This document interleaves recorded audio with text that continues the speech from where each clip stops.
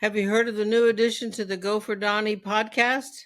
I haven't either, but it's called Switch to Channel 2. That is where Donnie will get to ask his guests some questions so you, the listener, get to know them better. And remember, hashtag HTFU. Hey guys, welcome to Switch to Channel 2, where we have 5 random questions that we're going to ask Billy that our fans want to know. So Billy, Switch to Channel 2 is a show that we came up with because whenever you're on set and you had a little chatter, you'd reach back and switch to Channel 2, and you'd go to Channel 2 and have a little chatter, everyone would listen in, and then know what you're talking about, and you go back to your respective channel. So thank you for coming on Switch to Channel 2. We appreciate it. I just got 5 questions for you. Pretty easy. Right. I know you can handle these. They're very softballish. The first one, man, what got you into the industry? So I had a friend that got me in. She did a lot of fashion design, and her models would just no call, no show. And I thought that was insane. That, especially coming from the military, that you would just not show up to work. Right. But apparently that's kind of normal in that industry. But she's like, hey, open bar, and if you can fit these sizes, then let's go. And I'm like, all right, let's go. And I became a guy who was kind of the backup to a primary. And then they're like, hey, would you like to do any film work? I'm like, that sounds fun, a new challenge. And one thing led to another, and here I am. That's so awesome. See, it's the little things, it's the stepping stones, seeing those opportunities and taking those opportunities and seeing where they can lead to. And not a lot of people have the balls to do that. So kudos to you. Not a lot of people know how I got in the industry. I transitioned from an industry. I thought I'd go back to it. Some things happened, and our friend asked if I wanted to answer phones at the front desk at MTV until I figured it out. I'm like, sure, why not? So I did that for a couple months, got bored, realized I wasn't going to go back to the other profession, had to work my way around, and that's exactly what I did. Took my opportunities and went from development in MTV to freelance, where I started working in production and been doing it ever since. So it's all those little stepping stones and taking them and moving with it. That's pretty cool. So I take it you're going to stick with this industry? Oh yeah, yeah. And so you found your talent. I know, dude. All right, what do you think about all these UAPs, all these drones? I mean, it's freaking nuts. I go down rabbit holes all the time, and some. I mean, I'm entertained, and sometimes I'm like, no, this is not real. But I have to make sure I see other stories to make sure I'm seeing what I'm seeing is fucking real. What say you, Billy? It's a scary time because I always look at it in terms of, drones are cheap to make. I mean, you could make a consumer drone and sell for like $80, and then with any type of surveillance material or explosives, as we've seen in certain conflicts, it's nuts that that's kind of the emergent form of warfare coming out, but then also data collection. And I've always looked at it in terms of it's already here. What can we do to either mitigate any intel or damage done from that, or how can we stop it? So looking into anti-drone tech and things like that. Because even, I don't know if you've seen videos where drones are using thermals, and it's bro, how do you beat thermals? It's right. Very, very hard to hide your heat signature. Yeah. Heat signatures of a bunch of different vehicles and whatever. And if there's no heat signature, I mean, they're using some other kind of propulsion system, clearly, that doesn't emit heat. I mean, yeah. Friggin' nuts, dude. It's friggin' nuts. I mean, they're popping up, obviously, all over the East Coast. They're actually everywhere, even here in LA. I mean, actually, I wasn't up in Oregon, in Bend, Oregon. Those pilots, just a week or two ago, saw some orbs, and they were on talking with Control Tower about how they were zipping in and out to out to sea, and then come back lightning fast. Not even lightning fast, faster than he said he's ever seen anything move before. I think that's freaking nuts.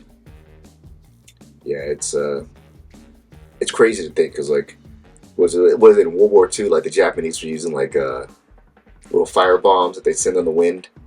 Yeah. traveling to the Pacific Northwest, and like they actually were successful. So like it kind of makes me think back to like, oh, maybe they're kind of like probing, you know? It's freaking nuts, man. I mean, I don't know. I go down these rabbit holes all the time, and you know, I mean, I'm like I said, I'm entertained. I think it's really cool. I mean, I think they're real.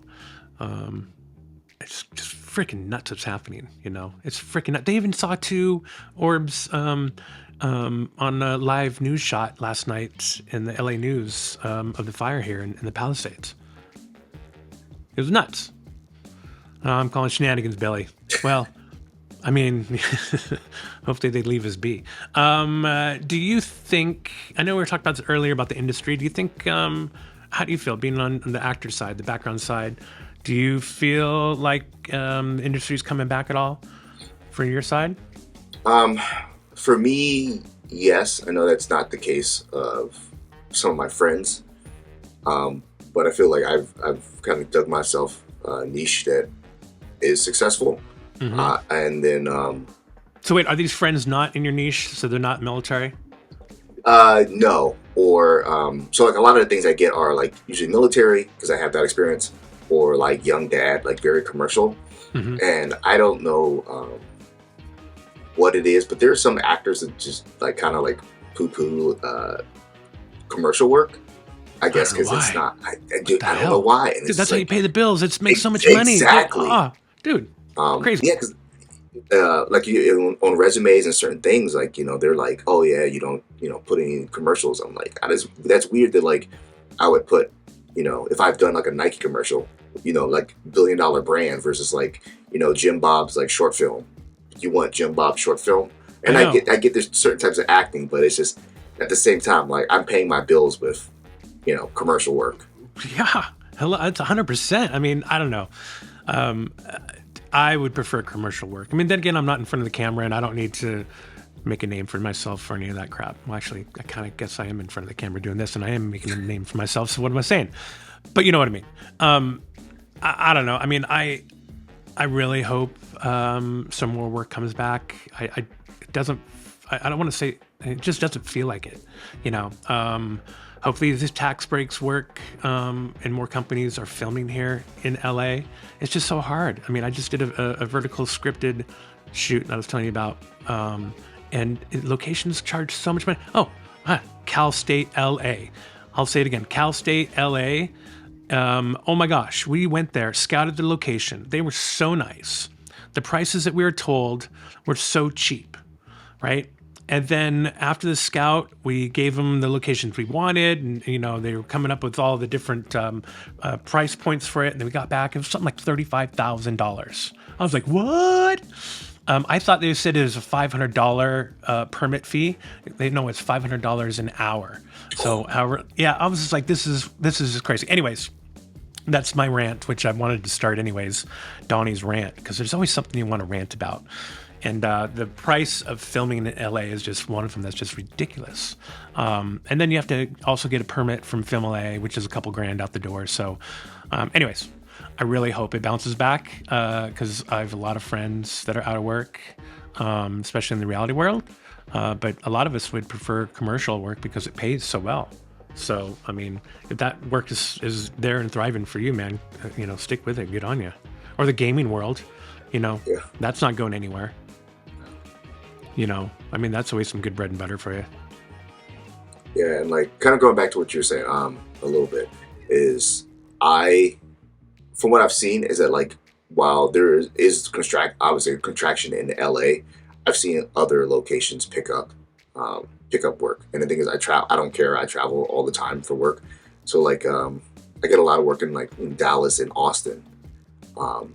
So and I know New Mexico's coming up because it just seems like productions are happening, just not in LA, and it's because it is so expensive, you know. Whereas you move to, let's say for example, Utah, because let's just say Angel Studios out there. But if you go around to a lot of locations, they're just so gracious. And they're like, "Oh, we get to be in the movie. You don't have to pay anything. Like just buy our food for a racer." Mm-hmm. Yeah, exactly. So like, I think that's like the difference.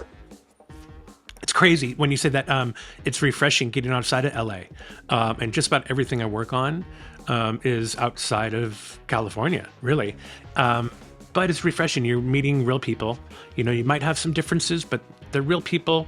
They're nice to you, and you don't have to pay for things like locations. You know, I mean, it's so refreshing when they're like, no, we don't. You know, we don't want anything. Just come. Let us know what we have to do. We'll sign anything. You know, they ask for signage, and you can't really promise them that because you don't know what they're going to use in the edit. I mean, you can shoot it and say, yeah, please, and do your best to shoot the signage so they have to use it. But I mean, it's so refreshing when you get something for nothing, you know, outside of California. So I like it. I like when I'm filming outside of California. But then again, I do miss filming here too. It's kind of nice being at home at night and not having to live in a freaking hotel for months on end. Yeah, you know? Sleeping in your own bed is definitely a plus side. Man, it just wears on you. It's like, you know, I don't know. I think the longest was I did was Naked and Afraid, and I did a back-to-back episodes, and that was 2 months I was gone, and that was a long friggin' time, you know. That was I think we stayed in the same hotel for all 2 months as well. Yeah, so it was like Groundhog's Day. Man, it was nuts, but it was fun. I mean, I can't complain. I mean, what am I saying? So, well, hopefully things come back and it's more fruitful. But I mean, just seeing what you're doing, it looks like you're getting steady work, and it doesn't look like it's going to decline anytime soon for you. Especially with that great studio you got going on there for all your auditions. Yeah, it looks better when everything's set up and the lights and everything like that. But I got my nerd stuff on the back there too. Different helmets. I think it's obviously Starship Troopers helmet and Halo and stuff like that. So nice. Do you do any voiceover? I don't. I think I'm gonna try to get into it this year. We'll see how it goes. I feel like I need to get a little bit better studio or I mean, really, it's just create. I mean, a good microphone. Sure, yes. This Shure 7 right here. Shure 7. Thanks, Shure. I'd appreciate the new one. It's a great microphone. When I first started this, I was so worried about sound, so worried, you know. And then after I got into it, I'm like, like if someone rings the doorbell, like, I cut around it. You know, my dog barks, I cut around it. There's trash trucks, you know, just shit going on. Where this thing really does cancel out a lot of noise. So if you get a good Shure mic or a good mic and some good headphones, you know, I don't know, I think you're solid, especially their auditions. It'd be different if you're recording, I think if you're recording, you know, some content where they need a soundproof booth. Yeah. I mean, eventually that's kind of where I want to get to, you know, kind of empty out a closet and do that. Funny story about sound booths and audio stuff. So there's a project called Buffalo Soldiers Fighting on Two Fronts. And Buffalo Soldiers Fighting on Two Fronts. Yes. And I don't even know if my VO got into the story, but the way it happened was my agent hit me up, and she's like, "Hey, there's like a black veteran thing, and you're a black veteran, so like this would be great for you." I'm like, "Oh yeah." So if anyone doesn't know, the Buffalo Soldiers were the first all-black unit commissioned during peacetime, so huge historic thing for the U.S. And it's coming out. I'm like, "Oh man, this is gonna be great." Because I had just finished a book called this is the last all-black Ranger unit, and the last all-black Ranger unit was Buffalo is kind of like their heritage, tracing back, and because shortly after segregation ended, and that company was 2nd Ranger Company in Korea. I served a 2nd Ranger Battalion, so I'm like, cool. There's like lineage there. That's cool. I'm like, oh man, this is awesome. So I get my slides back, and it's for one of the soldiers, and it's things like my dearest Barbara, we've left the fort, and my socks are dirty, stuff like that, like the things that you would play over, they would play over their letters. And this was like, God, I think that might have been like June. So time goes by, I'm like, I didn't get it, because if you usually don't hear back in the first month, then you didn't get it. Time goes by, and like it's November, and they're like, hey, yeah, we liked your audition. We want you to go and do it. I'm like, oh, bro, like, yes, like, I got it. Like, this is going to be so cool. Such a great story. Like, the history is there. And I get my news sides, and it's for the white racist newspaper editor. What? Right? They have never seen my face. They didn't get a headshot or anything. They just heard my voice. And I mean, come on, my name's Billy Dunston. That doesn't really give off any, anything. So I did the lines for the white racist newspaper editor. And I was like, you know what? I don't care. It's like $500 to record from my house. Like, of course I'm going to do it for like a handful of lines. That's funny. Good on you. Oh my God. What was the reveal? What was the reveal like? I don't even know if they used it because there's different versions of what they call it. It was like an audio series, and I listened to the first couple of episodes. I didn't get too far into it, but yeah, it's just the Negroes must know their place against this army, and I'm like, God damn. You're like, what the fuck am I reading right now, dude? Like, it was good. Man, that's awesome. Just acting, man. You never know. You never know. Go out for everything. Audition for everything, because you never know. Can you imagine? That would be actually be one of those mean. It's kind of like what they do on Saturday Night Live on Colin Jost and Jay. Oh yeah. You know what they do? How they switch their scripts and they don't know it, and they're reading it live. Yeah. Have you seen that? Yeah, joke swap. That'd be funny as shit to give you like lines, like doing it live, like having actors read lines live, like video, and have them be something like that, just a little kind of off to see how they react. That'd be kind of fun. Sick and twisted. I like deprecation. Yes. What about what's next for you, Billy? What do you got going on next? Oh no, wait. Before I ask that, I wanted to know what's your best badass memory from being in the Army. Anything fun you did? Anything really badass you can remember? Oh man, that's a good. I'll tell this story because eventually he's good now. But so this was in Iraq, and we're clearing through this area. We had gotten into this massive firefight. And we thought we're good, and my PL gets blown up, and I don't know how to say this. He got blown up lightly, his leg was torn up. And again, he's fine now, but his leg's a little torn up, and we had to medevac him out there. But as we're medevac him out there, we're taking fire. And so, I mean, there's gunshots coming in, and I had gone to EMT school, civilian EMT school, to help the medics, because just the way our structure says is if you can get guys to be any type of medical trained, everyone has a better chance of survival, even if you do get hit. So Rangers are really big on medical training. We have a Ranger first responder. So I'm sitting there and, working. In order to work on someone's leg, you have to cut their clothes away, or whatever else, you have to cut their clothes away to make sure there's no arterial bleeding or anything crazy like that. So he's on the litter, and we're trying to give him his we have the fentanyl lollipops, or what the thing we did at the time does to manage pain, and putting a tourniquet on his leg, and we're packing his wounds. And you want to be able to talk to your patient, and my buddy who's a medic was like, hey sir, how's it going? You got any plans when you get back home? And it just pleasantries, good bedside manner. And I'm sitting there, and he's not really responding to it. And I go, sir, I thought you said you were half black. And he goes, what the fuck did you just say? And tries to get up off the litter. He's strapped down. He's like, you motherfucker.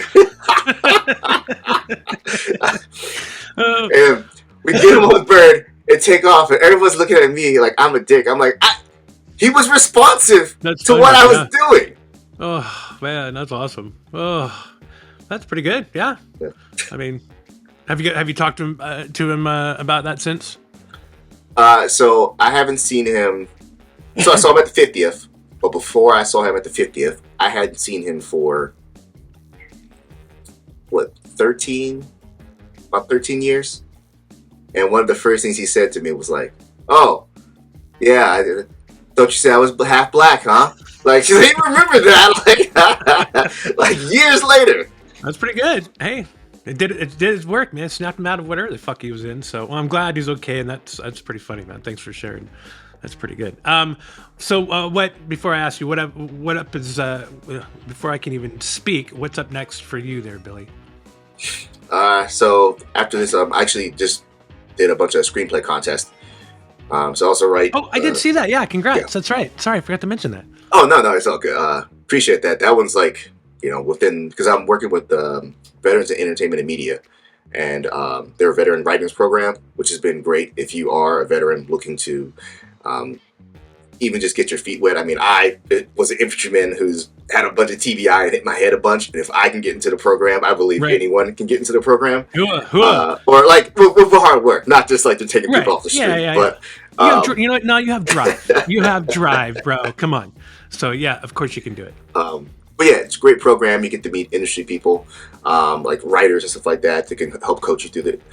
So that's my next big thing on the writer side, is tightening up some scripts that I really enjoy. I think they have a good chance of.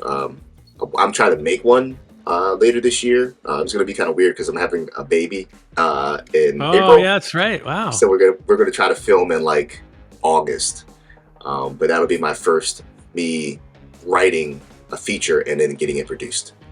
That's so cool. Congrats. Well, let me know if you need help with anything. Yeah. I know a couple people in the industry. I have a couple friends here and there, but that's so awesome, man. So you got that coming up. Any other acting gigs, anything on the horizon that we should look out for? Yeah, I have a NDA video game, as much as I can say about that.